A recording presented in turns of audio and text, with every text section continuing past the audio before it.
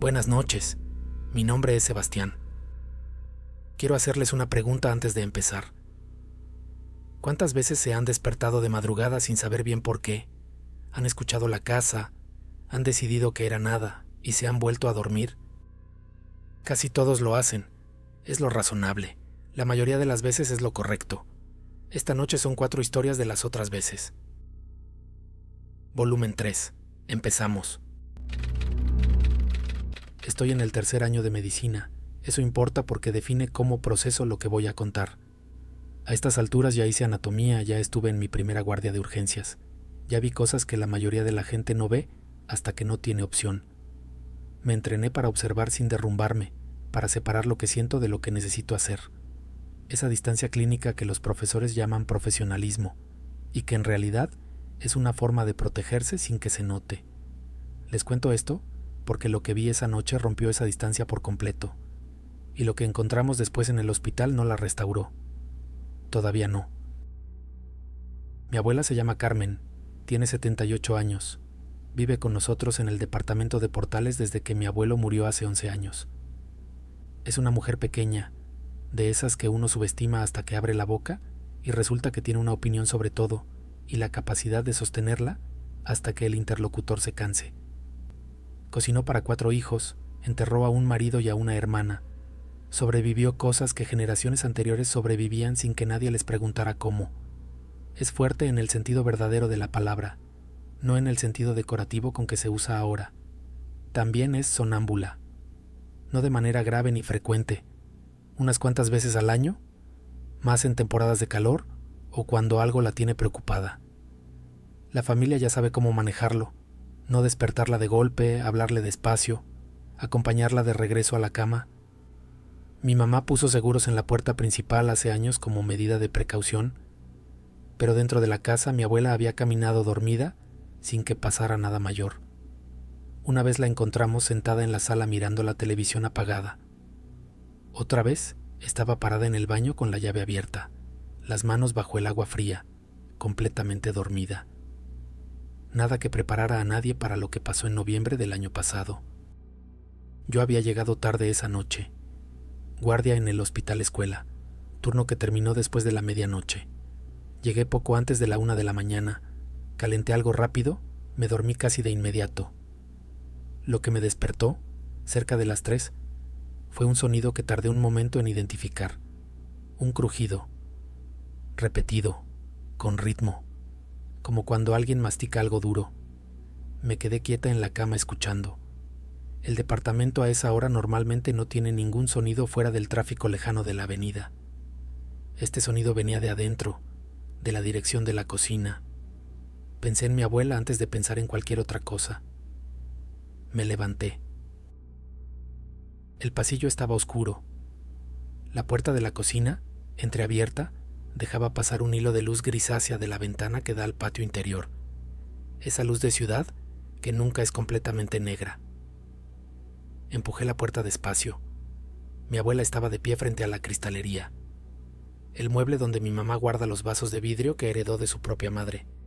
Copas altas para agua, copas más chicas para vino, vasos de jugo con bordes dorados que solo salen en Navidades y cumpleaños. Mi abuela estaba de frente al mueble con la puerta abierta, y en la mano tenía un vaso, uno de los vasos de jugo con el borde dorado. Estaba masticando. Mi primer pensamiento, lo digo sin vergüenza, fue que estaba viendo mal, que era la oscuridad, que eran las 3 de la mañana, que mi cerebro adormilado estaba interpretando algo diferente de lo que realmente estaba pasando. Busqué el interruptor de la luz y lo prendí.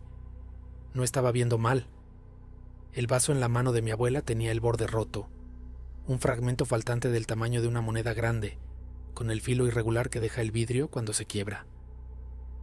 Y mi abuela masticaba con una concentración absoluta, los ojos abiertos pero con esa mirada característica del sonambulismo que ya conocía. Presente en apariencia, completamente ausente en realidad. Masticaba con entusiasmo, esa es la palabra exacta que me viene, aunque suene horrible, con entusiasmo, como quien está disfrutando algo. Tenía la boca llena. Pude ver en la luz de la cocina algo brillar entre sus dientes. Soy estudiante de medicina. Sé lo que el vidrio hace en una boca, en una garganta, en un tracto digestivo. Sé exactamente el daño que puede causar, los tipos de laceración, los puntos donde perfora. Ese conocimiento, que normalmente es distancia clínica, en ese momento fue lo opuesto. Fue el terror específico y detallado de alguien que sabe exactamente lo que está mirando. Me acerqué. Le hablé con la voz baja y firme que uno usa con los sonámbulos. Abuela, abuela, Carmen, suelta eso, dame el vaso. Extendí la mano hacia el vaso que ella sostenía, y entonces mi abuela me agarró la muñeca, no con la lentitud torpe del sonambulismo, con una velocidad que no esperaba y con una fuerza que no tenía ninguna proporción con el cuerpo de una mujer de 78 años que pesa 52 kilos. Los dedos se cerraron alrededor de mi muñeca como una cosa mecánica, algo diseñado para apretar sin considerar el límite. Sentí los huesos protestando. No fue un agarre de susto, no fue el movimiento reflejo de alguien que se despierta sobresaltado. Fue deliberado, fue sostenido, me quedé paralizada. Eso tampoco me lo habían enseñado en la carrera. Lo que hace el cuerpo cuando el miedo es tan específico y tan inmediato que los protocolos no arrancan. Intenté soltar la muñeca 2 veces. No pude. Entonces hice lo que no había planeado hacer. Miré su boca. Estaba llena de fragmentos de vidrio. Los podía ver claramente con la luz de la cocina. Pedazos irregulares, algunos del tamaño de una uña, uno más grande que no quiero describir en detalle porque todavía lo veo cuando cierro los ojos. Entre los fragmentos, en la comisura del labio inferior, 2 o 3 gotas de sangre. Mi abuela masticó una vez más y tragó. Pude ver el movimiento de su garganta. Soltó la muñeca en el mismo momento en que tragó, como si las 2 acciones estuvieran coordinadas por algo que yo no veía. Y entonces habló. No fue el murmullo dormido que a veces producen los sonámbulos. Habló con claridad, palabras que no entendí en el momento porque no esperaba escuchar palabras y porque fueron varias seguidas, rápidas, en un orden que no era una oración normal. Números mezclados con lo que podrían haber sido nombres. Los números los recuerdo porque los números se anclan en la memoria de una forma diferente. 17, 4, 91, 22. Duró 15 segundos y después se quedó callada, con la boca cerrada mirando la cristalería. Grité. No lo planeé. Simplemente abrí la puerta del departamento y grité hacia el pasillo del edificio, que a las 3 de la mañana estaba vacío y silencioso. Grité 2 veces. Don Aurelio, el vecino del departamento de enfrente, tardó menos de 1 minuto en abrir. Es jubilado, duerme poco, siempre lo ha dicho. Salió en pijama con esa calma que tienen las personas que han visto suficiente como para no entrar en pánico ante lo desconocido. Le expliqué en 20 palabras lo que había pasado. No lo dudó. Entró conmigo. Mi abuela seguía de pie frente a la cristalería, en la misma posición, la mano todavía sosteniendo el vaso roto. Don Aurelio la conocía desde hacía años y le habló por su nombre con una voz que era casi tierna.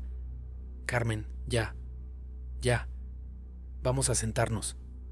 Mi abuela parpadeó. Soltó el vaso. Se dejó llevar a la silla de la cocina sin resistir, como si hubiera vuelto de algún lugar, y todavía no supiera bien dónde estaba. Le revisé la boca con la linterna del celular. El interior de los labios tenía 2 cortadas pequeñas. En las encías había una tercera. Vidrio en la boca de una persona de 78 años es una urgencia sin importar el tamaño de las heridas. Lo que más me preocupaba era lo que había tragado. En 15 minutos estábamos en urgencias del hospital más cercano, los 3, en el coche de don Aurelio, que arrancó sin chistar a esa hora, porque algunos carros son más confiables que la mayoría de las personas. En urgencias expliqué con precisión. Usé la terminología correcta. Intenté ser paciente y no la nieta asustada, sino la estudiante que sabe lo que necesita comunicar. La médica que nos recibió ordenó radiografías y ultrasonido abdominal de inmediato. Mi abuela para ese momento estaba completamente despierta y completamente desconcertada. No recordaba nada. Estaba asustada por las heridas en la boca, asustada por estar en urgencias de madrugada, y repetía que no entendía qué había pasado con una angustia genuina que me partía el pecho. Le tomé la mano. Le dije que estaba bien, que ya estábamos en el hospital, que todo iba a estar bien. Mentiras necesarias. Cuando la médica salió a hablar conmigo, la expresión en su cara era la que yo estaba aprendiendo a leer en los profesores cuando encuentran algo que no esperaban. Me dijo que habían revisado el estómago de mi abuela con el ultrasonido. El estómago estaba vacío. No vacío en el sentido de que no había comido en unas horas. Vacío en el sentido de que no había contenido de ningún tipo, sin residuos de la cena, sin líquido gástrico significativo, sin fragmentos de vidrio, nada. Me lo explicó 2 veces porque la primera vez no lo procesé correctamente. El vidrio no se digiere, no se disuelve en ácido gástrico. No había pasado al intestino porque habría aparecido en las radiografías. No estaba en ninguna parte del tracto que pudieron visualizar. Mi abuela había masticado vidrio durante el tiempo suficiente como para tener 3 cortadas en la boca y sangre entre los dientes. Y el vidrio no estaba en ningún lugar de su cuerpo. La médica me preguntó si era posible que yo hubiera malinterpretado lo que había visto. Me lo preguntó con cuidado, con ese tono que los médicos usan cuando necesitan explorar si el testigo es confiable, sin ofenderlo directamente. Le respondí que soy estudiante de 3er año, que sé distinguir vidrio de cualquier otra cosa, que vi los fragmentos con luz directa a menos de medio metro de distancia, y que hay 3 cortadas en la boca de mi abuela que son evidencia física de lo que masticó. Asintió, anotó algo. No dijo ninguna explicación alternativa porque no tenía ninguna. Le dieron puntos en las heridas de la encía, la observaron unas horas y la dieron de alta al amanecer. En el camino de regreso, ya amaneciendo, mi abuela dormitaba en el asiento trasero. Don Aurelio manejaba en silencio, y yo tenía en la cabeza, girando sin parar, esos números. 17, 4, 91, 22. Cuando llegamos al departamento, antes de ayudar a mi abuela al acostarse, entré a la cocina. El vaso roto seguía en el piso. Recogí los pedazos, los envolví en periódico, y entonces me fijé en algo que no había visto en el caos de la madrugada. En el mueble de la cristalería, en el espacio donde había estado el vaso, había un hueco. Pero era el único vaso que faltaba. Los demás seguían en su lugar, intactos. Mi abuela había elegido ese vaso específico entre todos los que estaban disponibles. Le pregunté a mi mamá esa tarde si había algo particular en ese vaso. Mi mamá tardó en responder. Se quedó mirando el hueco en la cristalería y luego dijo que sí, que ese vaso había sido de mi bisabuela, la madre de mi abuela, que cuando mi bisabuela murió, ese vaso y otros 2 habían quedado en la familia, pero que los otros 2 se habían roto con los años y ese era el último que quedaba. No sé qué hacer con esa información. Mi abuela no recuerda nada de esa noche. Las heridas en la boca se curaron en una semana. Fue a neurología, le hicieron estudios, le ajustaron algo en los medicamentos. No ha vuelto a caminar dormida desde entonces. Eso también podría ser coincidencia. Guardo los números en un papel doblado dentro del libro de fisiología. No significan nada que yo haya podido identificar. Los busqué en combinaciones posibles, fechas, direcciones, teléfonos de personas que ya no están. Nada. Voy a ser médica. Creo en la evidencia. Creo en lo que se puede medir y verificar y repetir. Pero yo también estaba ahí esa noche. Vi lo que vi con luz directa. Tengo en la memoria la sensación de mis huesos bajo los dedos de mi abuela y el sonido de vidrio entre sus dientes. Y lo que encontraron en el ultrasonido no tiene ninguna explicación dentro del marco de lo que llevo 3 años estudiando. Esas 2 cosas no se reconcilian. Continuamos con el siguiente relato. Buenas noches, me llamo Santiago Ibarra. Soy ingeniero de sistemas, vivo en Morelia, y nunca había contado esto fuera de mi casa. No porque me dé vergüenza, sino porque cada vez que lo intento, llego a cierto punto del relato y veo la cara de la persona que me está escuchando, y entiendo que hay una distancia que las palabras no cruzan fácilmente. La distancia entre escuchar algo y creerlo. Entre creerlo y entender por qué todavía, 16 años después, hay noches en que me cuesta trabajo dormir con la puerta del cuarto cerrada. Voy a intentarlo de todas formas. Lo que voy a contar pasó en marzo de 2008. Tenía 31 años, llevaba 2 casado con Fernanda, y vivíamos en una colonia tranquila de Morelia cerca de la salida a Pátzcuaro. Casa rentada de 2 plantas, paredes gruesas, techos altos. De esas construcciones de los años 70 que ya no se hacen porque el material cuesta, pero que dan una sensación de solidez que los departamentos modernos no tienen. Fernanda trabajaba en recursos humanos de una aseguradora. Era, y sigue siendo, la persona más organizada que conozco. Listas, calendarios, todo con su lugar. Se levantaba antes que yo, bajaba a preparar café, leía el periódico en la cocina.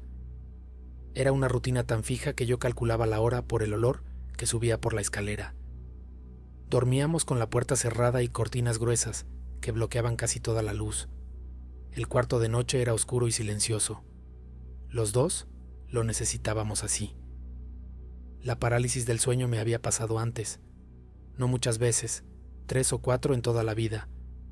Ya sabía identificarla, conciencia completa dentro de un cuerpo que no responde, como si el cerebro arrancara antes de que el cuerpo terminara de salir del sueño. Desagradable, a veces con alucinaciones, pero con nombre clínico y mecanismo documentado. Explicable. Eso me dije esa mañana cuando desperté, que era parálisis del sueño, que tenía explicación. Lo que no sé es cómo la parálisis del sueño explica lo que encontré en la cocina después. Eran las 5:20 de la mañana. Lo sé porque el reloj digital en el buró era lo primero que veía al abrir los ojos. Desperté de golpe, con esa alerta total que no da tiempo al cerebro de orientarse, y lo primero que registré fue que no podía moverme, no el entumecimiento de alguien que durmió mal, la inmovilidad completa y específica de la parálisis.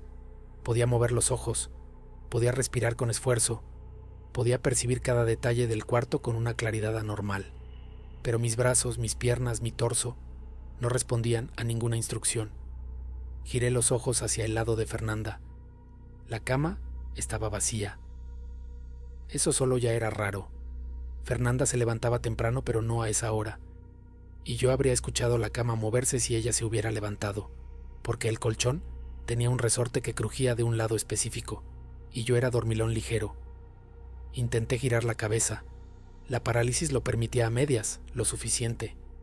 Fernanda estaba de pie en el rincón del cuarto, el más alejado de la cama, donde terminaba la pared de la ventana y empezaba la del closet.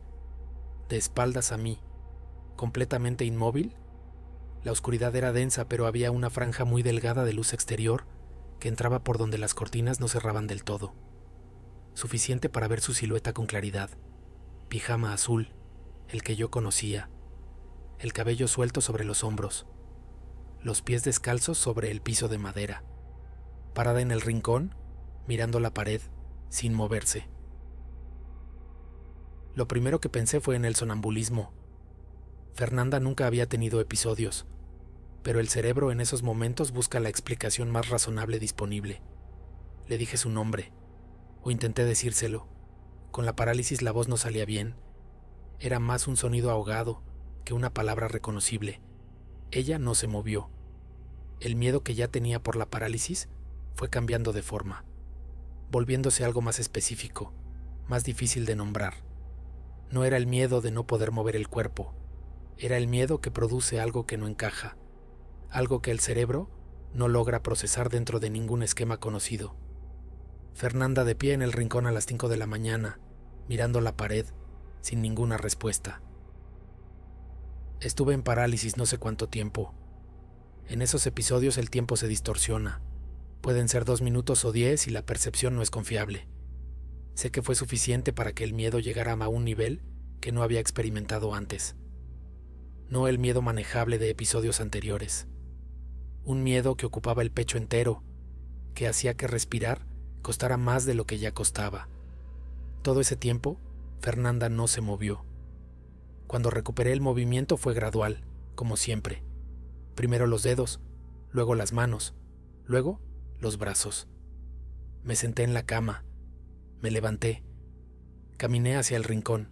Me dije, mientras daba esos 4 o 5 pasos, que iba a tocarle el hombro y que ella iba a despertarse sobresaltada y yo iba a guiarla de regreso a la cama y mañana íbamos a reírnos de esto, Eso me dije. El cerebro construye el desenlace razonable mientras el cuerpo todavía está decidiendo si avanzar. Le puse la mano en el hombro, y en el instante en que la toqué, su cuello giró. No el giro natural de alguien que voltea hacia quien lo toca. No el movimiento del cuerpo entero de una persona que gira para ver quién está detrás. Solo el cuello, solo la cabeza. El resto del cuerpo, los hombros, la espalda, los pies, permanecieron exactamente en la misma posición, mirando la pared. El cuello giró 180 grados. Escuché el sonido. No voy a encontrar una comparación que no suene exagerada, así que voy a decir lo que era. Era el sonido de algo que no debería doblarse, doblándose. Madera seca, ramas, algo con estructura interna que se quiebra al ceder. Un chasquido no único sino múltiple, una secuencia rápida de fracturas pequeñas. Y junto con ese sonido, un viento. No una corriente de aire, no el movimiento que produce un cuerpo al girar.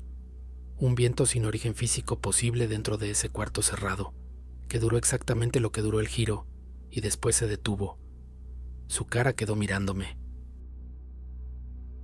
Las pupilas ocupaban el ojo entero, no el iris dilatado de alguien en un cuarto oscuro, no la dilatación máxima que produce la oscuridad. Las pupilas eran todo el ojo, de borde a borde, sin ninguna zona de color visible alrededor. Negras completamente. Las dos. Y me miró. No con la expresión de Fernanda, no con ninguna expresión que pudiera leer como reconocimiento o confusión, o cualquier emoción que tuviera nombre. Me miró con una fijeza que no era humana en su calidad, no porque fuera amenazante, sino porque era absolutamente neutral. Como la mirada de algo que observa sin ninguno de los procesos internos que hacen que una mirada sea de una persona. Lo que vino después no fue una voz. Necesito ser preciso aquí porque la imprecisión sería deshonesta. No escuché una voz. No se abrió la boca. No hubo sonido. Lo que recibí fue algo que no sé cómo llamar de otra manera que como información directa. Palabras que aparecieron en mi cabeza con la misma claridad con que aparecen los pensamientos propios, pero que no eran míos. Sin sonido, sin movimiento de labios, sin ningún canal físico que las transportara. 5 palabras. Despertaste demasiado pronto hoy. Lo que hice en ese momento no fue una decisión. El cuerpo no consultó al cerebro. Salí del cuarto. No recuerdo si la puerta estaba abierta o si la abrí. Recuerdo el pasillo. Recuerdo la escalera. Recuerdo que bajé los escalones de 2 en 2 sin pensar en que podía caer. Recuerdo que llegué a la planta baja con el corazón a un ritmo que no había sentido antes. Ese ritmo que uno reconoce cuando el cuerpo decide que la situación es de las que no esperan. Y al final de la escalera, a través de la puerta abierta de la cocina, vi a Fernanda. Estaba de espaldas frente a la estufa. Escuché el gas encendido, el clic del encendedor, el silbido pequeño de la cafetera calentando. Vestía la ropa que se ponía para ir a trabajar, pantalón oscuro, blusa clara, no el pijama azul. Se giró cuando me escuchó llegar. Giró completa, con el cuerpo entero, como gira una persona. Y su cara era su cara, con sus ojos normales, con la expresión de alguien que no entendía lo que estaba viendo. Me preguntó qué me había pasado. No supe qué responderle. Me quedé en el umbral sin poder articular nada, y ella se me acercó con esa mezcla de alarma y practicidad que siempre tuvo.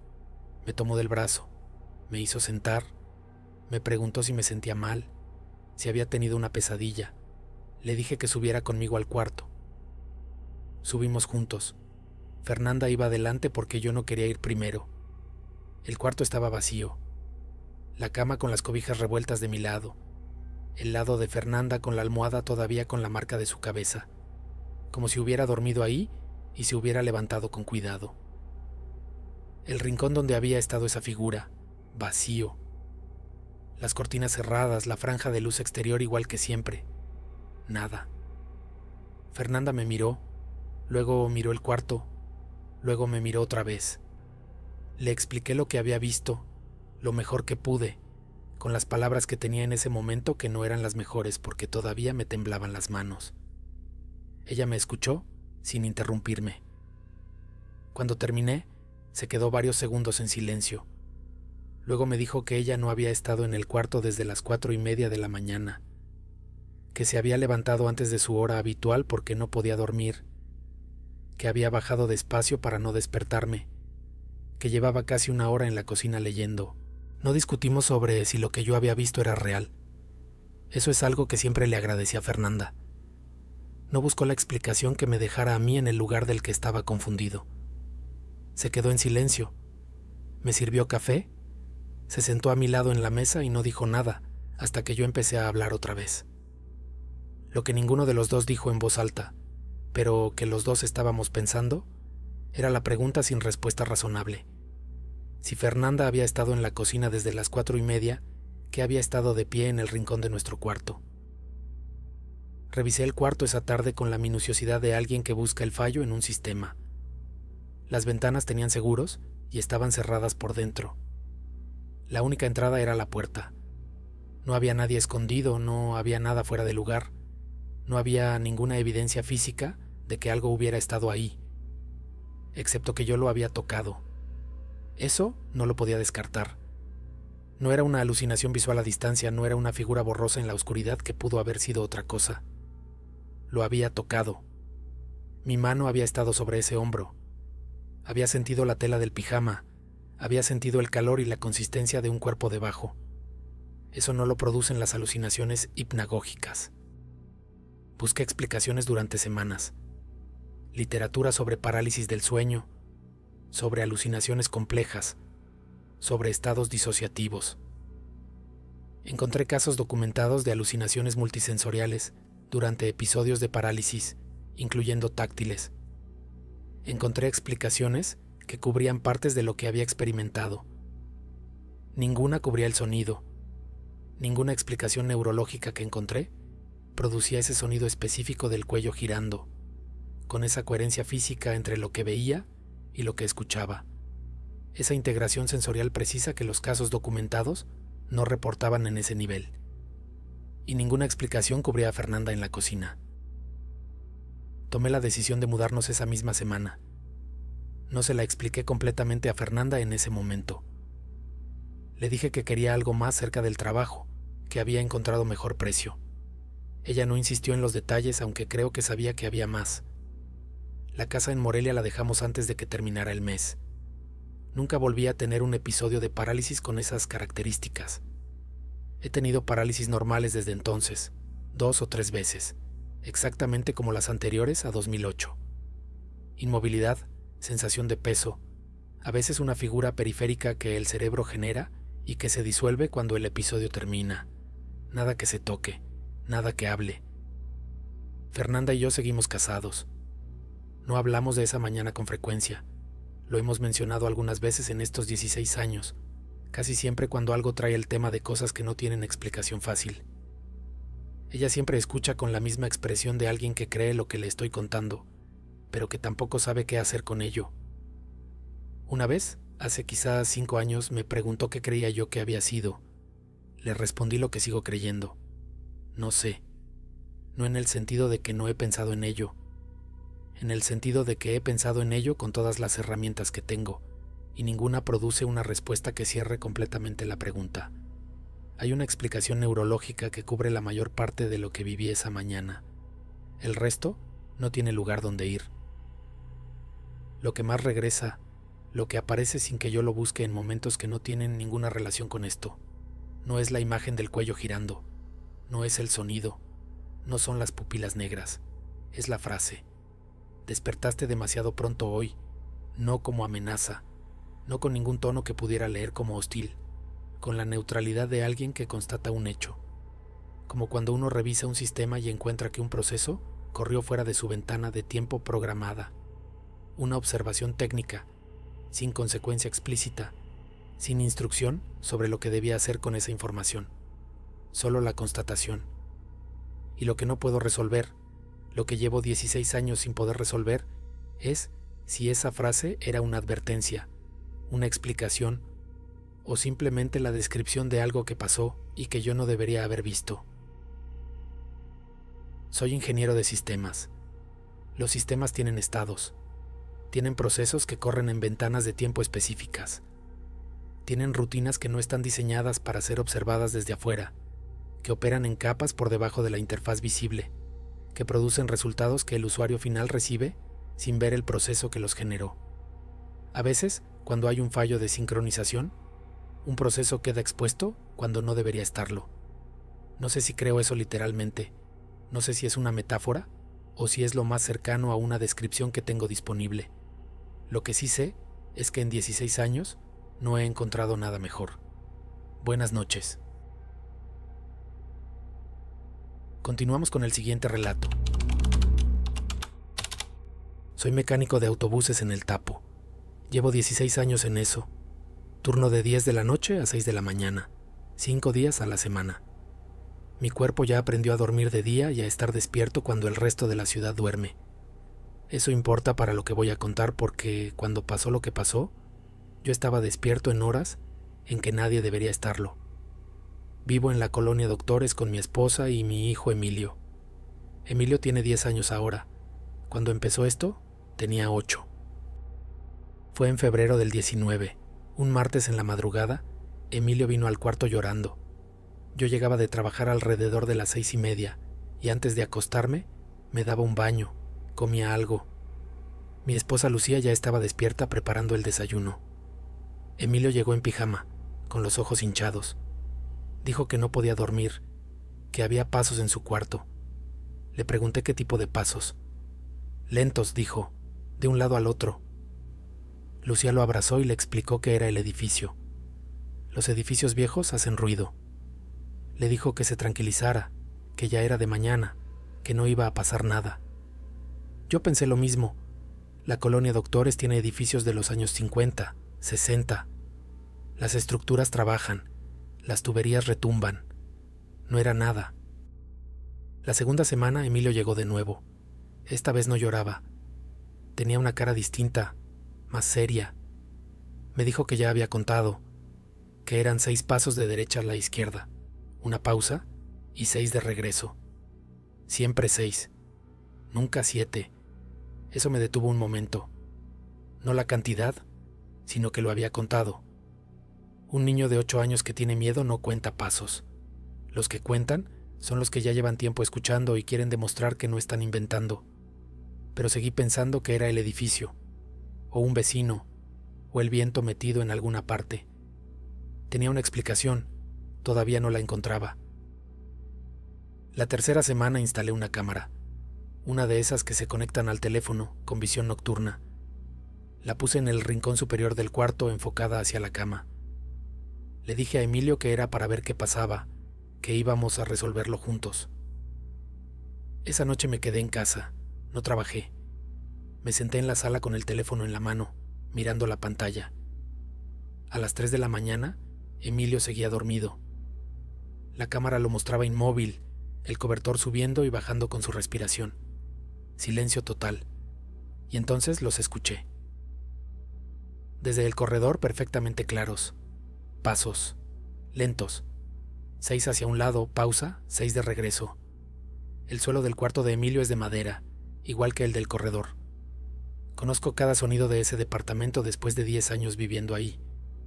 Esos pasos venían del interior del cuarto. Miré la pantalla del teléfono. Emilio dormía. La cámara no mostraba nada más. Escuché los pasos durante 4 minutos.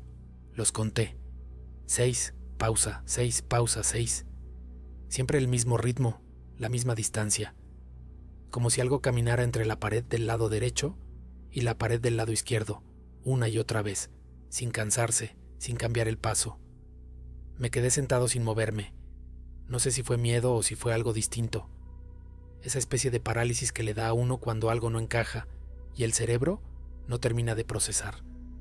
Los pasos pararon solos. No sé a qué hora. Me quedé dormido en el sillón con el teléfono en la mano. En la cuarta semana conseguí una cámara térmica. Un compañero del taller la tenía, me la prestó sin hacerme muchas preguntas.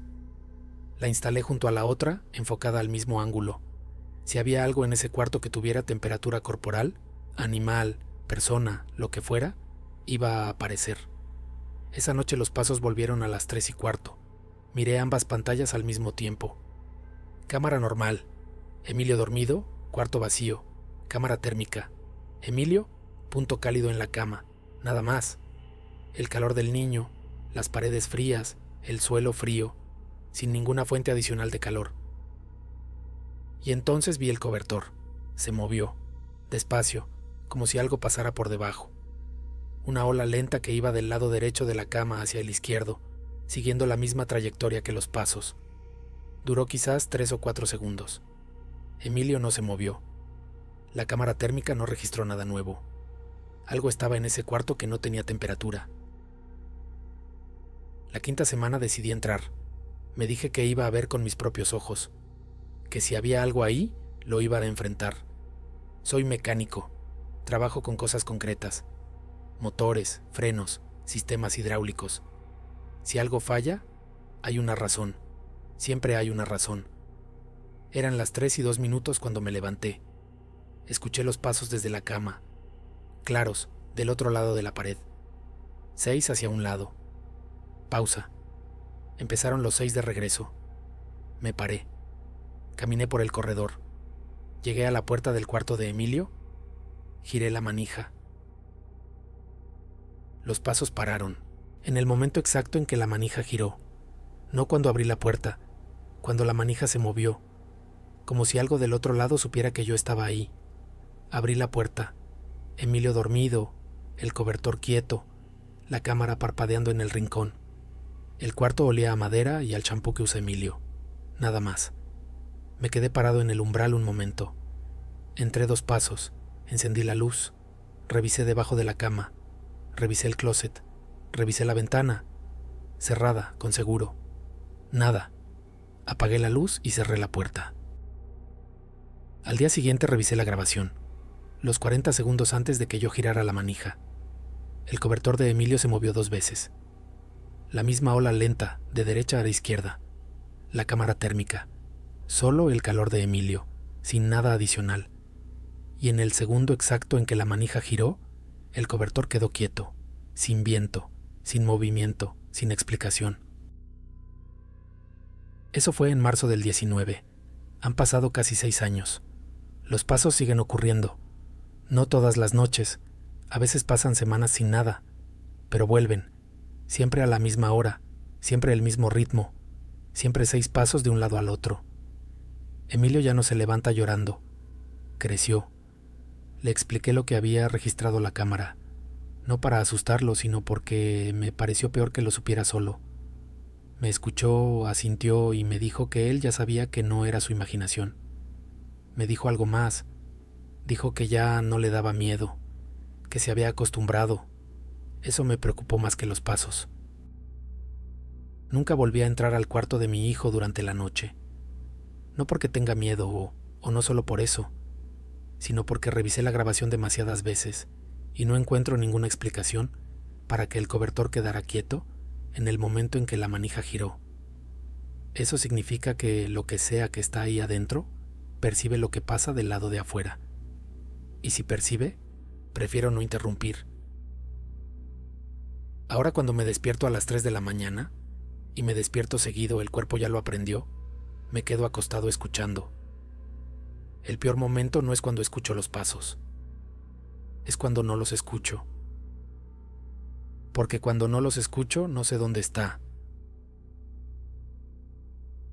Continuamos con el siguiente relato. Si fuera algo de la casa, algo del lugar, uno esperaría que siguiera pasando con la taza nueva o con cualquier otra cosa. No ha pasado. 3 años viviendo aquí antes de todo esto y nada. Desde que tiré la taza, nada. Si fuera algo de la taza en sí, pues ya no está. Continuamos con el siguiente relato. Hay cosas que uno aprende a hacer solo después de muchos años viviendo acompañado. Aprender a cocinar de verdad, no solo calentar. Aprender a dormir en el centro de la cama sin sentir que está ocupando un lugar que no le corresponde. Aprender a no hablar en voz alta cuando no hay nadie. Yo me divorcié en 2018. Llevan 3 años solos mis paredes y yo, y la mayor parte del tiempo, eso ya no duele. Digo la mayor parte porque sería mentira decir que siempre. Pero uno se adapta. Uno construye sus rutinas y se aferra a ellas como si fueran una cuerda en mar abierto. Tengo 52 años. Fui pescador artesanal casi toda mi vida adulta, en las costas de Veracruz, hasta que una lesión en la espalda baja me obligó a retirarme antes de lo planeado. Hernias, compresión de nervios, el nombre técnico no importa. Lo que importa es que el mar dejó de ser una opción y yo tuve que aprender a hacer otra cosa en tierra. Un hombre de rutinas. Eso fui siendo. Mi casa es chica, Colonia Flores Magón, a unas cuadras del malecón. 2 recámaras de las cuales uso una, sala, baño y cocina que da a un patio pequeño con 2 macetas que rara vez recuerdo regar.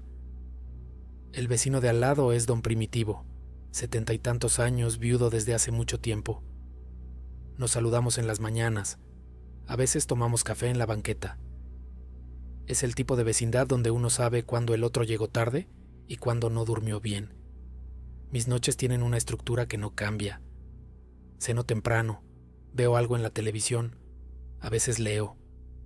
Antes de acostarme, lavo los trastes si hay, apago la estufa, aunque no la haya usado. Verifico que la llave del gas esté cerrada y dejo la taza del café sobre el borde de la tarja. La misma taza de siempre, cerámica blanca con una franja azul cerca del borde, un poco descarapelada en el asa. La dejo ahí para tenerla lista en la mañana, porque lo primero que hago al levantarme es poner el café. Es un hábito sin importancia. El tipo de cosa que uno ni siquiera piensa, solo hace. Por eso cuando empezó a pasarme lo que me pasó, tardé varios días en tomarlo en serio. Fue en marzo del año pasado, un martes creo, aunque no lo tengo anotado. Me levanté como siempre, fui a la cocina y la taza no estaba donde la había dejado. Estaba en el otro extremo de la tarja, junto al escurridor, pegada a la pared del fondo, en el rincón donde normalmente no pongo nada, porque el azulejo está un poco levantado y las cosas no quedan estables. Me quedé mirándola un momento. Pensé que quizás la había movido sin darme cuenta la noche anterior, en algún momento que no recordaba. Eso pasa. Uno hace cosas en piloto automático y después no las recupera. La moví de regreso a su lugar y no le di más importancia. El miércoles estaba en el mismo rincón. El jueves también. Para el viernes ya estaba incómodo, aunque me costaba admitirlo. No era miedo exactamente. Era esa sensación de cuando algo no cuadra y el cerebro sigue buscando la explicación que todavía no encuentra. Me pregunté si estaría caminando dormido, cosa que nunca me había pasado en mi vida. Me pregunté si habría alguna vibración en la estructura del edificio, algún camión pesado que pasara de noche y moviera las cosas. Me agaché a revisar el nivel de la tarja con un nivel de burbuja que tengo en la caja de herramientas. La superficie estaba perfectamente horizontal. No había inclinación que explicara un desplazamiento. Y no era que la taza se cayera. No estaba en el piso, no estaba rota. Estaba en el otro extremo, quieta, como si alguien la hubiera colocado ahí con cuidado. El sábado fui a la ferretería y compré una cámara pequeña, de las que se conectan al teléfono. Las había visto anunciadas en la televisión. El muchacho que me atendió me explicó cómo instalarla, me ayudó a configurar la aplicación. Era una cámara barata, imagen en blanco y negro de noche, pero grababa movimiento y guardaba el video en el teléfono. La instalé en el tope de la alacena, en el ángulo que cubría toda la tarja. Revisé desde el teléfono que la taza se viera claramente en el encuadre. Se veía. La dejé en su lugar habitual, en el borde de la tarja, y me fui a dormir. La primera noche no pasó nada. Revisé el video en la mañana y la cámara había grabado 6 horas de cocina quieta. La taza estaba exactamente donde la había dejado. La segunda noche tampoco. Empecé a pensar que me había gastado el dinero en nada, que probablemente había estado moviendo la taza yo mismo sin darme cuenta, y la presencia de la cámara me había vuelto más cuidadoso sin que lo notara. Esa es la explicación más simple y generalmente la explicación más simple es la correcta. La tercera noche sí pasó. Me desperté a las 6 de la mañana, como siempre. Fui a la cocina y la taza estaba en el rincón. Sin tocar nada, agarré el teléfono y abrí la aplicación. El video de esa noche tenía una alerta de movimiento a las 2:47. Me senté a la mesa con el teléfono en la mano y busqué ese momento en la grabación. La cocina estaba oscura, iluminada solo por la luz del piloto de la estufa y el indicador verde de la propia cámara. Todo quieto, la taza en su lugar, en el borde de la tarja, exactamente donde la había puesto. Y entonces empezó a moverse.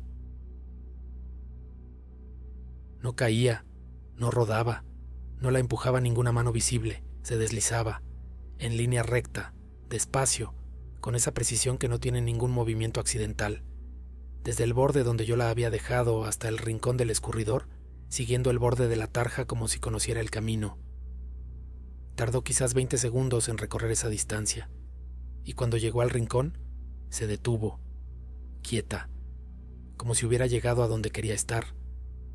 La cámara no registró ninguna figura, ninguna sombra, ningún movimiento en el fondo, nada que entrara o saliera por la puerta de la cocina, solo la taza moviéndose sola en la oscuridad. Me quedé viendo ese fragmento 4 veces seguidas, 5, buscando el ángulo donde se viera la explicación.